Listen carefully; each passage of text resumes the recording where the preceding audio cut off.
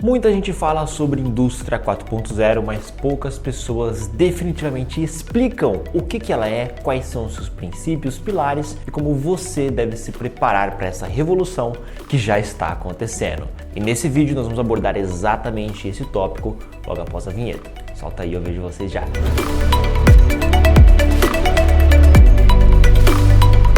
Fala pessoal, tudo bem? Meu nome é Carlos Sander, eu sou Master Black Belt e esse é o canal da Kai, onde a gente fala um pouquinho sobre melhoria contínua, Lean Six Sigma e gestão de projetos. E o tópico de hoje vai ser sobre indústria 4.0. Vamos detalhar e explicar para vocês o que exatamente isso daí significa e como você deve se preparar para essa revolução que já está acontecendo. Só que antes de mais nada, senão o pessoal aqui vai me xingar, vai ficar bravo comigo aqui, não se esqueça de curtir esse vídeo, já clica no botão de curtir aí e de se inscrever no nosso canal, porque isso nos ajuda muito a produzir conteúdos como esses, tá? Então, se inscreva no nosso canal, ativa as notificações aí, vou deixar apontando para vocês aonde é o botão de inscrever-se, que aí vocês vão conseguir se inscrever rapidamente. Sempre falo para vocês, né, pessoal, a gente leva horas e horas para produzir um conteúdo como esse e você leva 2-3 segundos para se inscrever. Então, clica aí e se inscreva. Bom, pessoal, falando sobre indústria 4.0.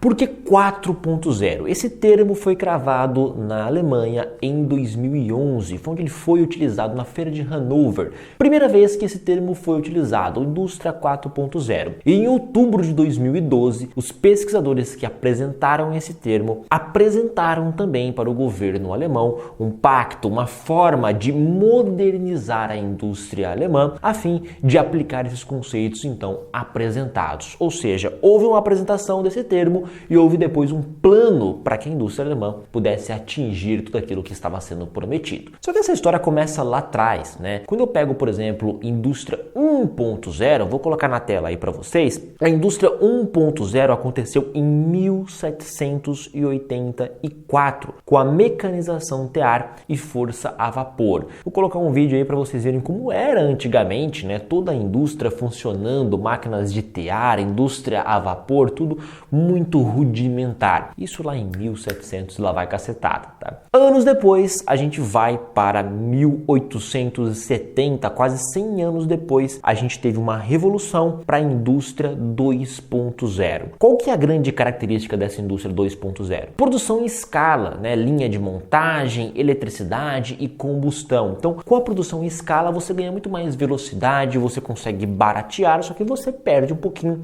da personalização. Pense bem, quando eu tenho que produzir algo em larga escala, ou fazer, por exemplo, camisetas, eu não consigo personalizar com um bordado X ou um bordado Y, porque eu preciso produzir sair um monte de camisetas o mais rápido possível para baratear o meu custo também. Então isso aconteceu com uma segunda revolução, a introdução dos motores a combustão, uma série de outros fatores que permitiram essa mudança drástica na indústria. Anos depois, a gente vai para a indústria 3.0, que é a indústria que nós estamos vivendo atualmente. Desde 1969, tivemos então uma automação robótica, computadores, internet, eletrônicos. Então tudo que a gente conhece hoje, essas automações, elas acontecem por conta da indústria 3.0, iniciada lá um marco, né, em 1969. Vocês vão encontrar divergências em livros, etc., mas aqui é uma data onde mais ou menos isso iniciou, beleza? Cravado o termo indústria 3.0 em 1969. Tudo que vocês veem hoje dos robôs trabalhando, máquinas automatizadas, eu pedi para colocar um vídeo para vocês de soldas acontecendo, né, em montadoras, carros que são montados basicamente sem a intervenção humana.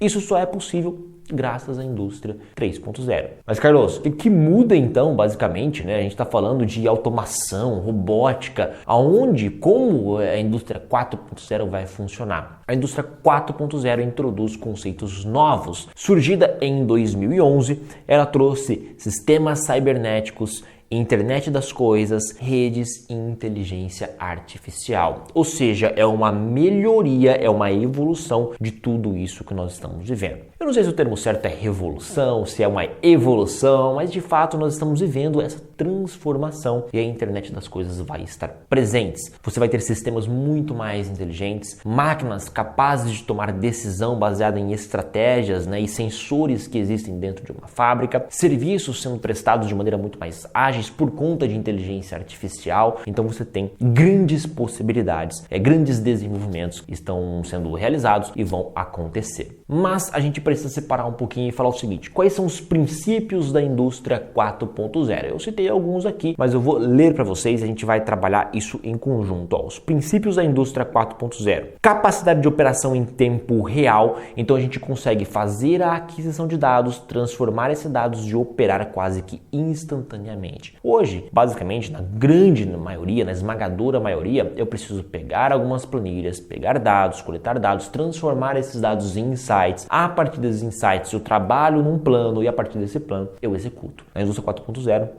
as coisas vão ser mais rápidas, tá? Eu pego os insights e já opero por conta da inteligência artificial. Virtualização, então simulações, né, são utilizadas já atualmente, mas a gente vai profissionalizar, tornar as simulações muito mais presentes no nosso dia a dia. Ou seja, nós vamos pegar esses dados, vamos planejar, vamos virtualizar tudo para que as coisas possam acontecer e a implementação real de projetos, de sistemas aconteçam com erros basicamente zero. Tá? Então são dois princípios ali extremamente interessantes. E um outro princípio é a descentralização, tá? Então a tomada pode ser feita a partir de um sistema cyberfísico, né? Um sistema inteligente, uma inteligência artificial. Eu não preciso ter a presença muitas vezes de um profissional, de um humano, de alguém fazendo acontecer. Eu vou dar um exemplo para vocês que talvez não seja o melhor exemplo, mas recentemente teve uma notícia, né, que acabou se espalhando e vem causando polêmicas até hoje, que a Amazon acabou demitindo um profissional por inteligência artificial.